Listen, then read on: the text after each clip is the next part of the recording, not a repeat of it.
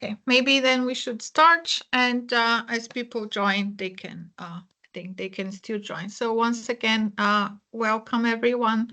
My name is Josiane Barreira. I work with Siemens Austria, and today we have a webinar in the context of the project DataBri-X. I think maybe some of you already seen, we had a few webinars already in the past.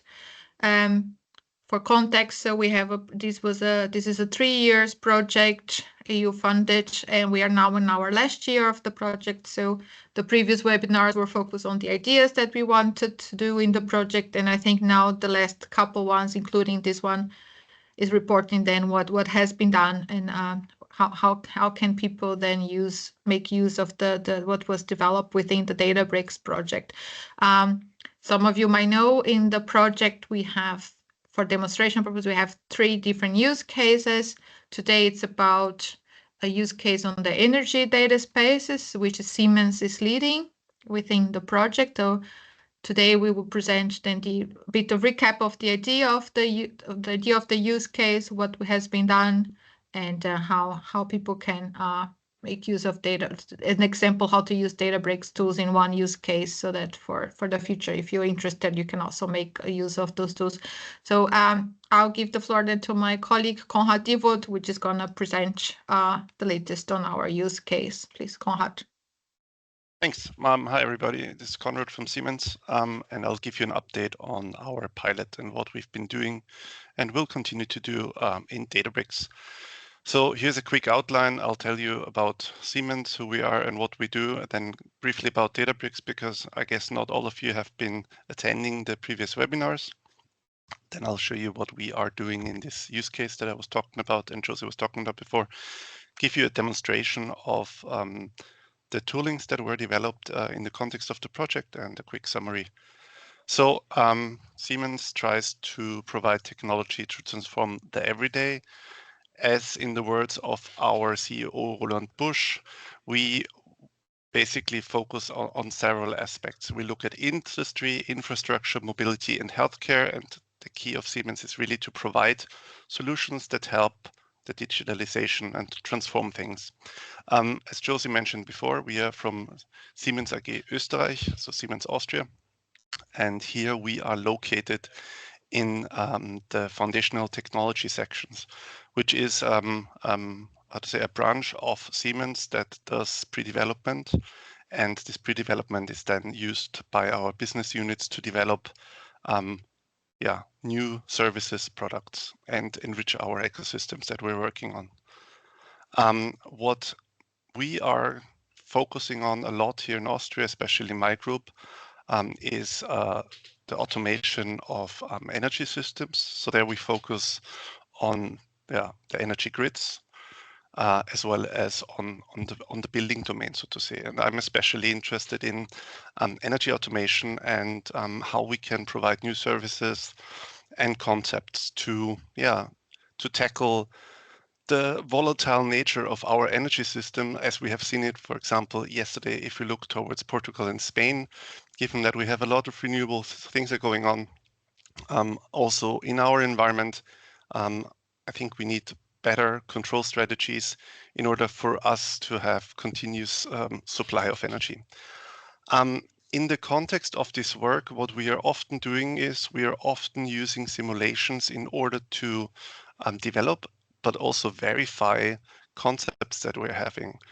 As you can imagine, for a smart grid, it's really, how to say, hard to test things in the wild. While we do have test beds that we can use in order to do so, often we have to resort to simulations in order to see to what extent our hardware can do what we want it to do and how concepts play out. So we have co-simulation frameworks that we use. We also use a lot of controller in the loop, hardware in the loop simulations that allow us to test our concepts before they are then brought in the field, because sometimes you simply cannot, I'm going to say, for good reasons, continuously test outages in grid sections where actually people and companies are getting their energy from. So what is DataBri-X? Very briefly, because I'll show it to you then afterwards as well. The idea of DataBri-X is the following.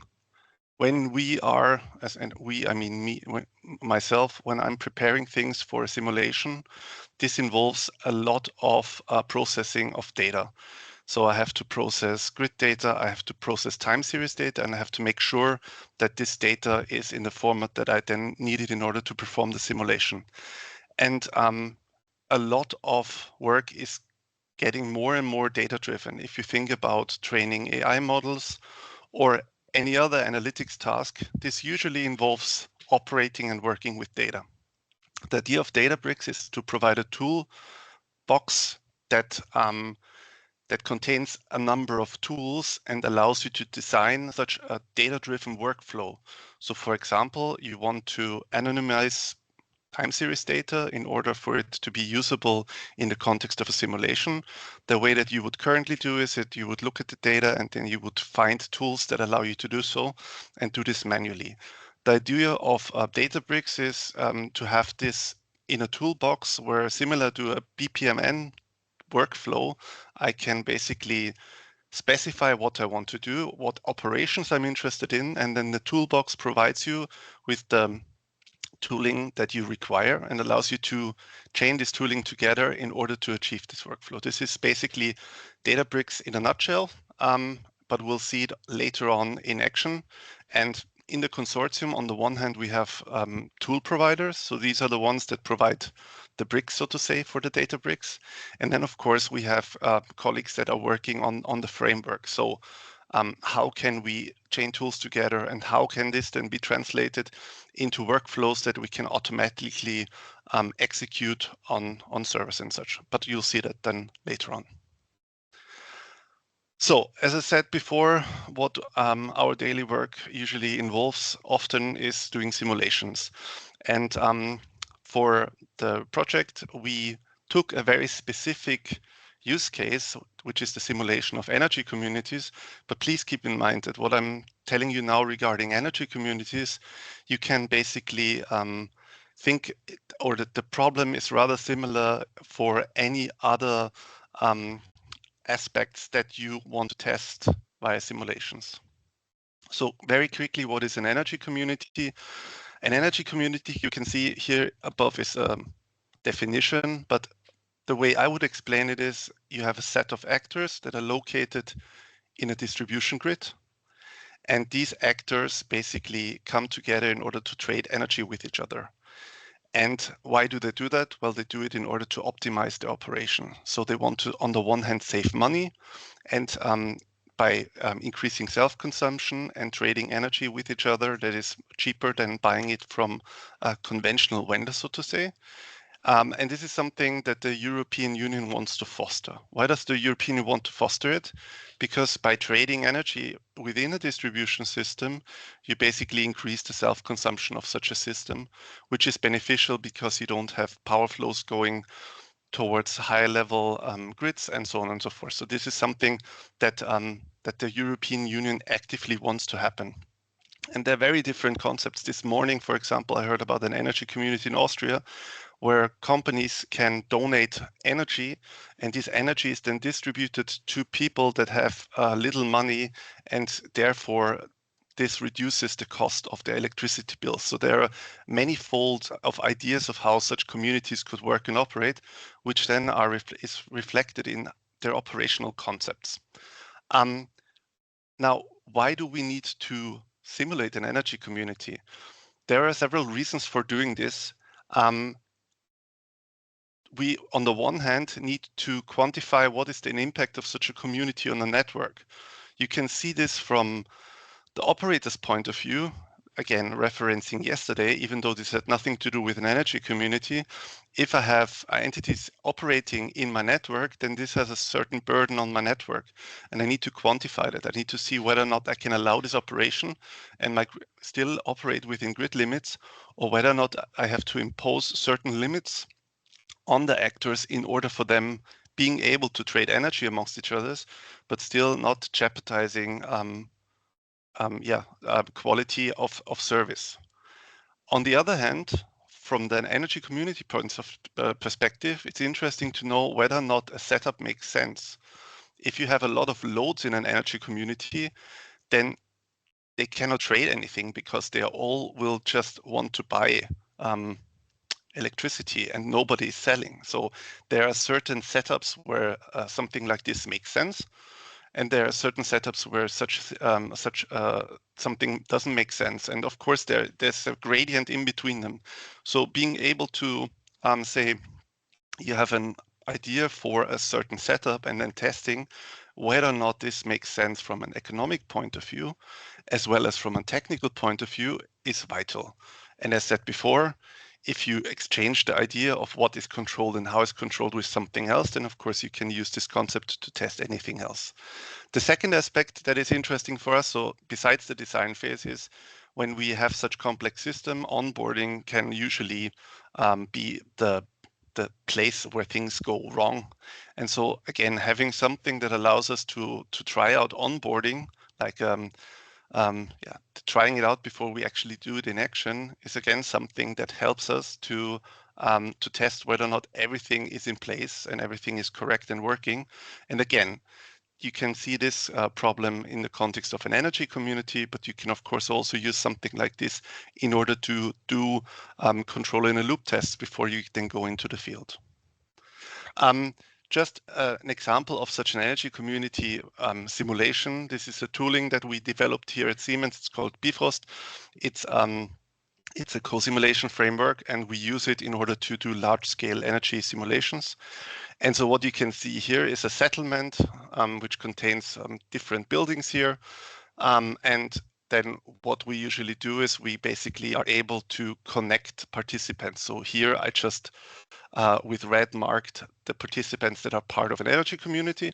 And what we want is we want to be able to do that rather easy, to say, okay, I want these entities to be together, and here's the control paradigm underlying the energy community, and I want to simulate that over a year, over 2 years, because I'm usually interested in how well it performs on the one hand, and what are kind of the worst case scenarios that can happen in terms of current and voltage coming from such an energy community. If you set up such simulations, then a lot of things can go wrong. What can go wrong? If we, for example, go back, this is a rather simple scenario. So you have 1, 2, 3, 4, 5, 10 loads. Here they are cut away, but usually this is just a very small, this is just, you could zoom out quite a lot. So what can happen in such a scenario is that the designer made some mistakes. The designer made mistakes in terms of connecting all the loads. Of course, you can have scenarios where you take, for example, the common information model, which is a representation for grids, and then convert it into something that we can visualize in Bifrost. But even in there, or even in GIS, there are a lot of errors that can happen where due to manual error, things are not connected. Now, what happens if we do these simulations with wrong data? Well, in the best case scenario, it runs, but our mistakes, our results are completely false. Or actually, this is the worst case scenario, because then we wasted some time. And in the best case, it will not actually run because the error is so big that the simulation environment will tell us that's not working. So, but in any time, we kind of waste time and effort in order to get things running. And that's why we need, we need tooling that allows us to pre-process the data that we can then use in order to do these simulations. And this is concerning, on the one hand, grid data, so what I just showed you before, but of course also the time series data that we use in order to simulate the loads and the generation in the context of these simulations. Because if there are mistakes in there, then of course this also falsifies the results that we get. And what we did now in the context of DataBri-X is, in the context of the tool developments, we looked at different tools and their capabilities to help us with these aspects. So what we developed together with the Semantic Web Company and Oxford Semantics is a Shackle repair tool. So we can basically translate a grid topology into a graph, and we can specify via Shackle these are shapes that we expect to be within this graph, and this allows us to then check whether or not the shapes are really present in the graph or not. And if they're not present in the graph, then we know that something is wrong. Consider, for example, the example that I told you before, that out of whatever reason, a load is not connected to the grid. You can, with a shape, define that every entity has to be connected to the grid, and you can actually test this. And once you see that this is not the case, you can at least say, hey, there's something wrong, have a look again at the model, or in the best case, automatically change that in order to make the grid simulation model valid for simulation. The same thing, as I said before, also holds for time series data. And here we also developed rules that allow us to read in time series data, transform them into RDF, and then check if the quality that we expecting it to have. So for example, that we have continuous values in a given time resolution is present. And if it's not present, then we can automatically fix it, for example, via interpolation. And that makes it better because otherwise we might have non-changing values over a long period of time, which again might not really reflect what's going on in the system. Of course, I mean, we are here and also there's data spaces in the title. So what about data spaces, you might ask yourself. And we see data spaces here as an opportunity because in order to perform such simulations, we need a lot of data. Time series data for solar irradiation, and so on and so forth.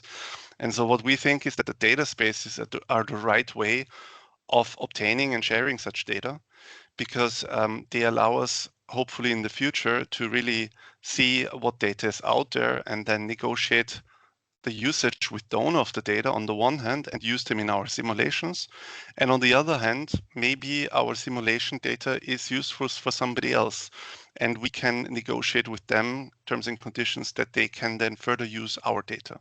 So this is an aspect at the start and the end of our workflow where we are trying to get all the data that we need for our simulations from a data space and then demonstrate towards our company how data spaces can be utilized in the future, and then also see to what extent we can then expose data automatically out of such workflows into a data space to make them either available to entities within our company or entities outside of our company.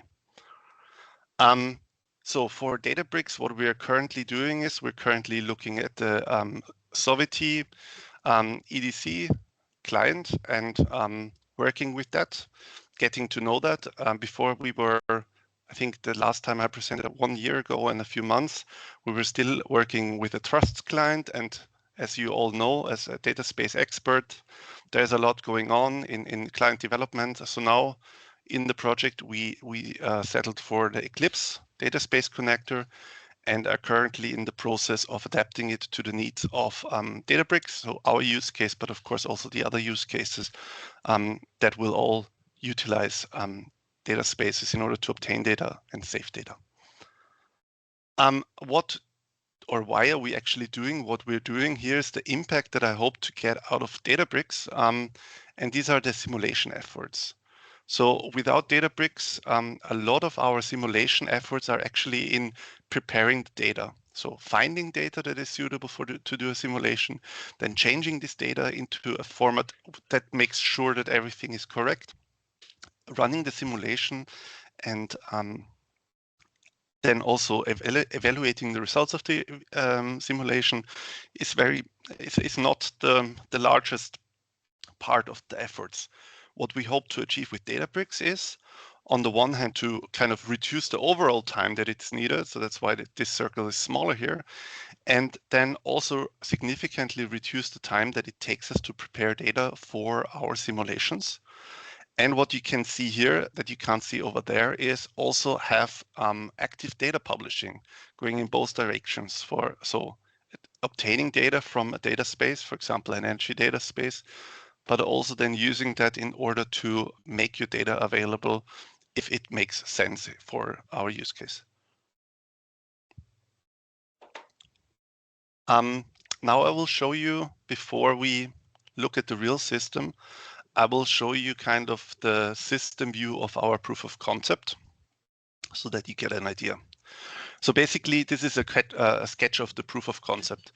The idea is the following. Let's change this here to a pointer, just a second. The idea is that we have a very easy way of configuring a simulation that we are interested in. So configuring the KPIs that should be calculated, for example, and then being able to deploy that. And maybe the path, the arrow here is misleading.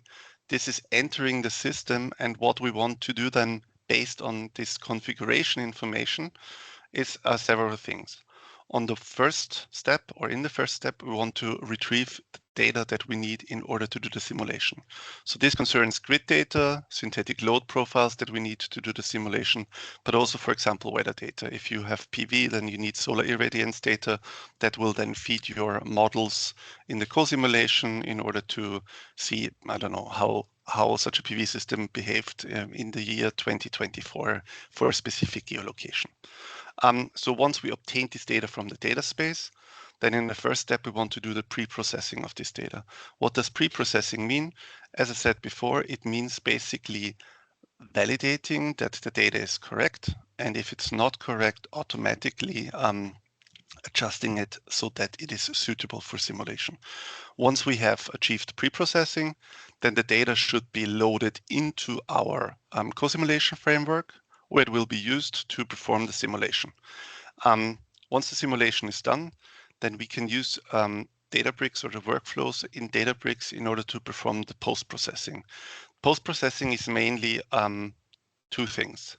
So on the one hand, you can, of course, again, think about using semantic technologies in order to annotate the result data. Currently, the result data is only visible in our simulation framework. So you can replay things, and this has been designed also for visual inspection. But if you want to make the data available elsewhere, then you have to basically post-process the data in order to annotate what's interesting for the user and what the user should look like. Another aspect that we're looking at is to basically make sure that we know that this is our data and that our data has not been tampered with. So in the project, watermarking mechanisms have been developed. Also, provenance tracking mechanisms have been developed. And here we're looking into using them in order to mark our data, that on the one hand, we can make sure if somebody else uses it and is not allowed to do so, that we can actually see whether or not it's our data. On the one hand. On the other hand, it's also nice because we can basically, if we get hold of this data at a later point via provenance tracking, we can basically see if the data was changed in between us touching it and putting it there and us taking it again, which makes great sense. If you think about what I said before, that we have to do a lot of pre-processing of time series data. Well, once we know that the time series data is correct, then we can mark it as such. And then if we retrieve it at a later point and we see that the hash is still hold, so to say, then we are safe to use it and we don't have to do any pre-processing. Of course, then in the last step after this post-processing, so on the one hand, we make this then available again in Bifrost for the for people to look at it so that they can interpret it in our simulation environment. You'll see that then later on. But also, as I said before, we want to store data when it makes sense in a data space for us to then retrieve it later on, but maybe also to, as I said, maybe provide it to other partners that are in need of such data if it makes sense for us and them. So basically, this is what I've just told you. So I don't repeat this. Here it's really about data harmonization on the one hand and looking into the if the grid is correct or not and changing that. Then we have the simulation itself, and then basically the post-processing. Also, as I told you before, watermarking, data integrity, and using semantics in order to annotate the results. And this is basically what our use case entails in the context of DataBri-X. Now I will just show you a little bit of the JenPlane and how we can actually use it to achieve that. So hang in with me. So this is the JenPlane interface and the dashboard of it. You can basically see here there are several aspects that you can have a look at. You can register here as an organization. You can see that Siemens has registered as an organization. Most interesting in a first step are the tools. The tools are the tools that you can then use in order to realize your workflow. You can see that we already have a manifold of tools onboarded here. So we have tools that allow you to recognize the structure of a document, which is necessary if you are working on legal documents, as use case 3 in DataBri-X is doing. We have tools that basically allow you to analyze Twitter posts, which is something that is done in use case 1 of DataBri-X. So these are, for example, no tools that are relevant for our use case, for the Siemens use case, but nevertheless, they're in there. And what you can then do with these tools is you can basically design a project that outlines a workflow. I just want to show you how easy it is to basically upload a tool and onboard a tool in JenPlane, because I think this is kind of a very neat feature and hopefully also helps that a lot of people will use it in the future.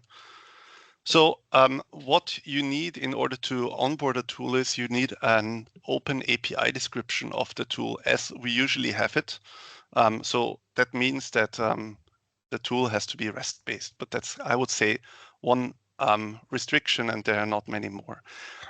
So here is an open API description, and the way it works is that an endpoint or an operation on the endpoint can be a DataBri-X operation, and this is done by here annotating it in the open API specification. That's why there are some errors in there, because this is, of course, not known to the Open API parser that is standard designed in Visual Studio Code. That's why, for example, these DataBri-X parameters are in red, but it doesn't really impact the Open API specification, as you can see here. So this is an example time series optimization. I just made it up. That's not a real tool, just for you to see. And what it does, it should provide one operations where you put in data. This is the request data, it's a time series data, and then the data comes out and it's anonymized. Of course, things are sometimes not that simple, but of course they can be. So that's basically my tool. And let's also consider that this tool is onboarded somewhere in a container registry that DataBri-X has access to. This is another requisite that we have. So what we can do now with these two requisites, we can go back to the tooling and say here, add new, and upload a YAML file. So this open API specification is now translated into an ontology, as you can see, an RDF file, and we can submit that. And before it were 18 tools, but I'll submit it, and now we can close this. We can see that there are 19 tools. So if we scroll back here, we see that the time series anonymization has been added as a tool with version 0.05. Okay, now the tool is there. Now, how do we use a tool? As I said before, what we can do is we can basically do that in projects. So for demonstration purposes, I already have here a project called IDS tool example for today. Let's open it. Okay, this we have to remove. Okay, and now we can basically say we select a category or an activity that we want. So anonymization, I would say, is transforming a data set from one format into another. We can drag this in here. These planes, basically represent different things that you might do with your data. So acquire, analyze, assure. And depending on that, different tools will be suggested for you, recommended. What I have to do now is I have to basically, as I said before, what DataBri-X aims to do is it aims to optimize the workflow and also the tooling for a specific objective. So it could be that you want to minimize the energy that the workflow requires. So let's get the recommendation here. And now here you can basically see the tools that fall in this category and could be then selected. In this case, it's 20 tools. The recommendation is still something that is currently actively worked on, which also means, because I just uploaded the tool, the anonymization tool, it's not going to be recommended. This is something that will be fixed fast or soon, but we have to find it customly. So here would be the recommendations. And if we now go for custom tools, these are all tools that are available within DataBri-X. If we scroll down, we should see time series anonymization. And it only had one endpoint. That's why we have only one operation, and we can select it. And this is basically here the time series anonymization is now in here. Now, how do we get the data into there? We can have, of course, and there you will see that then later on, we can have tools that obtain information from an S3 bucket or obtain information from a data space by utilizing the Sovity EDC connector, for example. But this is also something where you could, if it's very simple, put in the data manually. This is what I did here or just prepared. So here we kind of connect the starting point with the endpoints and also say this is the only operation that we want to do. And if we now click here, we see so-called schema mapping. So what does this mean? This means that this tool here requires an input, and as an input, it requires this time series synthesization request. And in their time series data, okay, now I have it not defined. That's weird. It was first. It was here. Okay.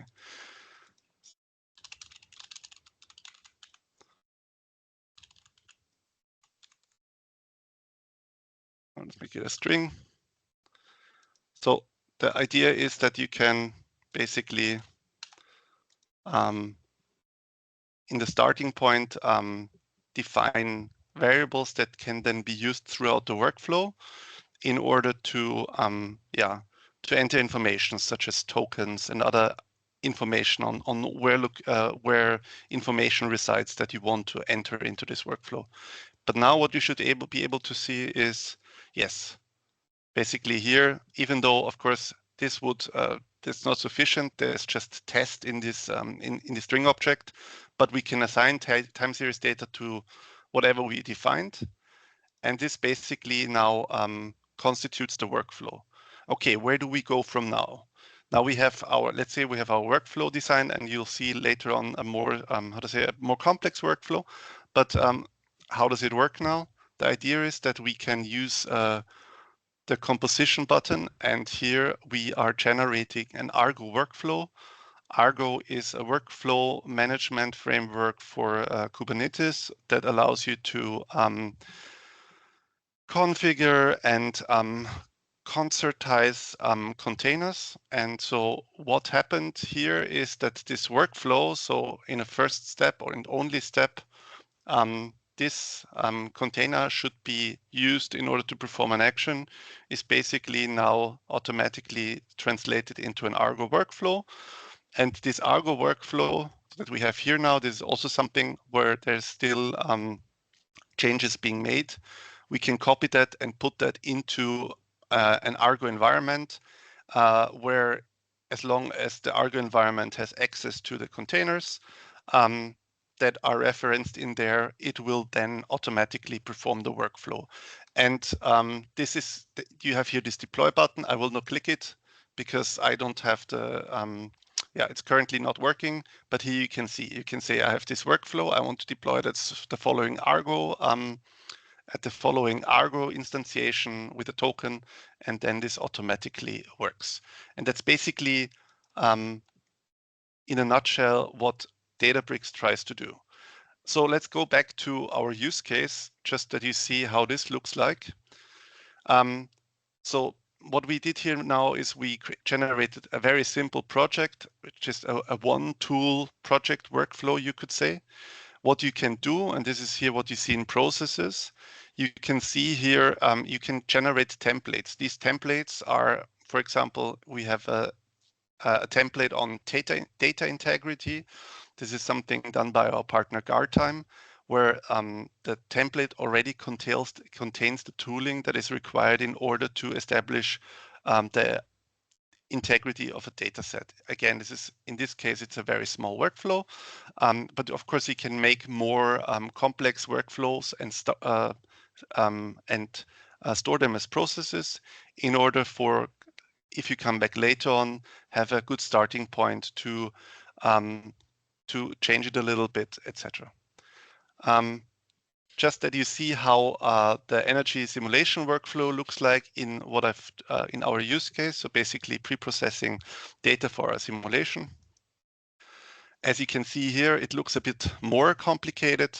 I will not click on everything, but basically what is happening is the following. As a starting point information, we give the geolocation of the time series data as well as the grid data that we need for our process. So this geo information is first processed into something that we can feed as a tag to the data brick that connects to our data space connector. And what happens in here now, click on this, we have a data retrieval request, and here we say, okay, we should check in our existing contracts in the data space if we have, in this case, if we can find time series data for a specific geolocation. We do the same thing for retrieving a grid model that we can use for simulation. And then the next steps here are basically, this is, if I'm not mistaken, let's see. Yeah, here we have time series validation using RDF-Fox. So basically checking if we have gaps in the data, and if there are gaps in the data, interpreting them. And here we have a tooling that will check whether or not the grid model is correct. And if it's not correct, it will also make it correct so that we can run the simulations. And then in this step here, we basically, this is a Bifrost proxy, so Bifrost environment is not running in DataBri-X because this is something that is running continuously, but we have a proxy here where we can then say, okay, now please start a simulation at Bifrost. And then we need, of course, afterwards to be able to retrieve again the simulation results. And as a last step, so as you can see here, the post-processing is not finalized yet, but as a last step, what we are doing here is we are using the GuardTime tool in order to sign the data that was produced. And then we are basically stopping the workflow. So this needs to be extended with 3 more actions in terms of the post-processing, but then we can actually have the full loop running on using DataBri-X. And again, here you can press the compose button then afterwards, which generates the Argo workflow, and then it allows you to automatically deploy the Argo workflow on a DataBri-X Kubernetes cluster, and there the workflow is then performed. So this is basically DataBri-X in a nutshell, and how we are utilizing it in the context of our use case. Let's go back. Where are we? Just a second. Okay, yeah. Now, because things are currently still changing slightly, I cannot really demonstrate this live, but that you get some sort of an idea of how this looks like. However, not fully automatic, but with some manual interaction. Here, a short video that I took a few weeks ago. So basically what's happening here is that I manually inject the Argo workflow on a Kubernetes cluster. And here the simulation is open so that you can basically see what's going on. And that something is, it's always nice to see that something is happening rather than just trusting the person showing you stuff that it's actually happening. So we are starting here the Argo workflow. It's a rather long video because I also explained everything, every step. I will just jump because we're already 40 minutes in. So now the workflow is submitted. We can see here, this is something that we of course had to change in our simulation environment. we can basically automatically switch on and off which loads should be supplied with data that comes out of the data space and out of the data of the workflow that we're doing within DataBri-X. So for some data, there might be already data here, but for specific data, this is the data of the entities that will be part of the energy community. We want to basically tell the simulation environment to not use what it has, but to wait for data that comes out of the workflow. So this is done here. Here you can see the data space connector that we worked with until recently. This was a data space connector developed in the trusts in the trusts project, which was a European project, if I'm not mistaken. What we are giving the workflow initially as a parameter is information that allows it then to automatically retrieve data sets that we have access to. So here, this was just to show that this is basically our data space connector called Siemens Red. So these were just two data space connectors and a DAPS to demonstrate the concept. Yeah, and you can see that the workflow here, this is why Argo is open, the workflow is running and doing these things that I was telling you, but here we stopped actually after the simulation. So there's no signing a hash after the simulation, but we retrieve the data, we validate the data. Here it's only the time series data that is validated, and then we perform the simulation and we stop. Just jumping here. Yeah, you can, so what you should be able to see maybe now, yeah. So magically the simulation starts running. And why? Because Argo told it so. This was just to show that we can programmatically now start and stop these simulations. Yeah, and then we can, of course, here, I will not show you that anymore, but we can alter the setup here by here. This load was now substituted with data that came out of the data space, but we can, of course, change this and then run things again, and this will automatically change. But yeah, for now, we are happy with the results that we can really develop data workflows that make sense and that really help us to speed up the development, especially the pre-processing. Yeah, that's it from our side or from my side. Just as a summary, I think also again referencing yesterday, even though the simulations we're doing, because this is not something that looks at the transient domain, but is more discrete. Looking at what happened yesterday in Portugal and Spain, I think it really shows you that we have to put a lot of effort into designing our energy systems. And I really believe, I truly believe that simulations are an extremely valuable means for doing that, because they allow you to investigate things that you could normally not investigate. And yeah, electricity is a physical property, and you can really do a lot of things on different timescales. And in order to do so, we've been doing that now for the last 15 years in this group here. But the main thing is, so the tooling gets better, of course, you have a lot of co-pilots and all these kind of things that help you. But what really is still a pain is finding data that is suitable to do your simulations and then preparing it in order to get it ready for your simulation. And I think this is the beauty of DataBri-X in combination with data spaces, that on the one hand, we have the data space, hopefully in the future, that allows us to find data for our simulations. So the searching efforts are reduced, hopefully, because nowadays you basically have to ask around, and then there's some data you're not allowed to use. With a data space, you should be able to discover that. And then in a second step, yeah, as I showed you before, it's rather easy to basically design a workflow, given, of course, that the tools are there that you need that allow you to do the pre-processing, excuse me, and also the simulations. And then again, coming back to the data spaces, the results we would like, or I think we should actually again use data spaces to share them amongst within the company as well as across companies. Yeah, that's it from my side. Thanks so much for your attention. And if there are any questions, then I'm happy to answer them. Thank you.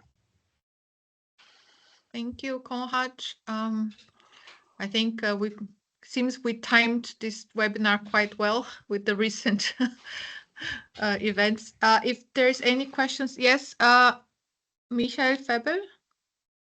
Yes, thanks.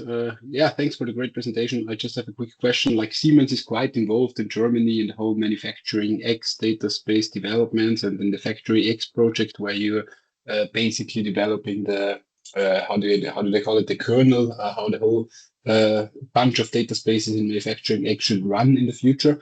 Is there any did you already make it concrete how to integrate basically what you develop now in DataBri-X into those set of technologies developed in the other projects? No, we haven't. The smart infrastructure is very, how to say, conservative in adopting new technologies.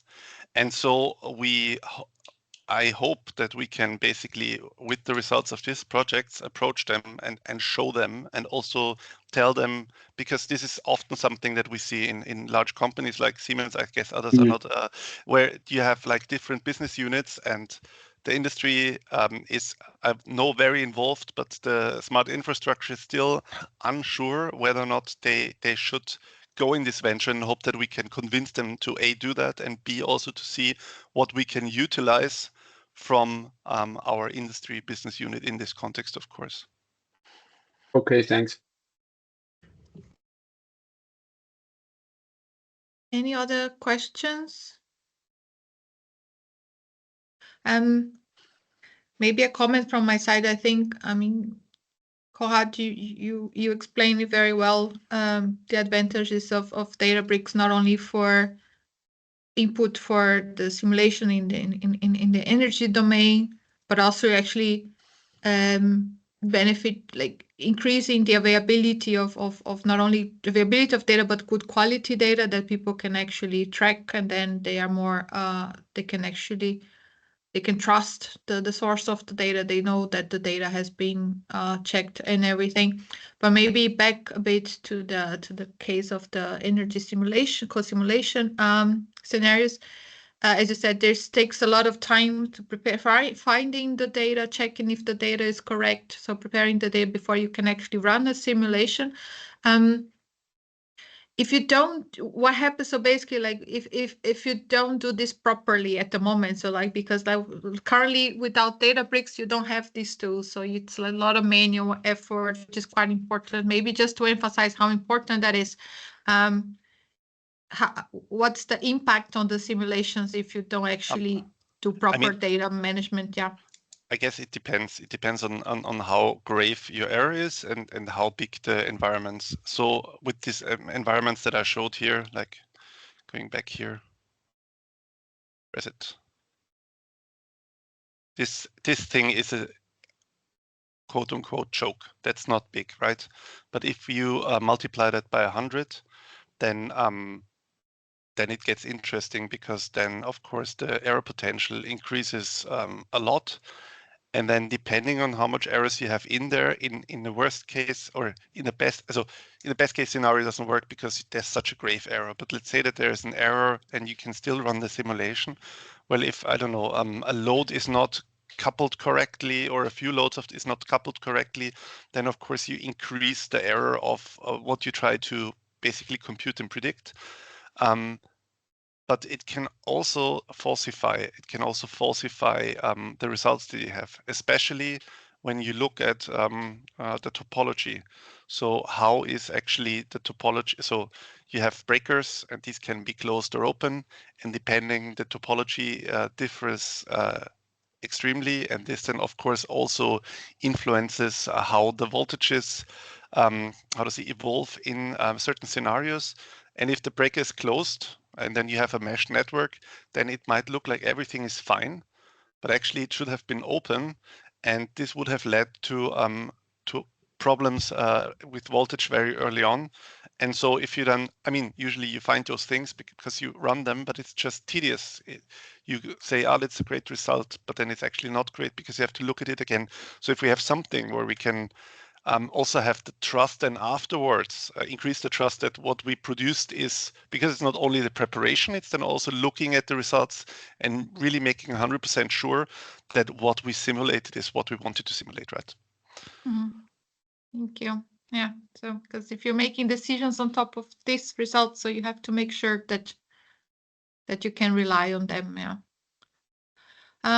Is there any other questions from the audience? I don't see any hands raised. There's also the chat. If you can't speak, you can write it on the chat.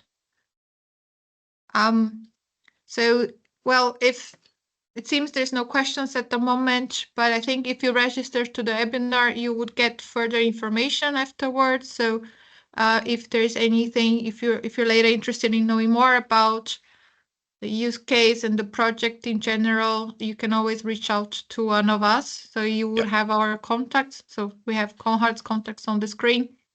And I think if you register for the webinar, I think you will get also some more information about it. Well,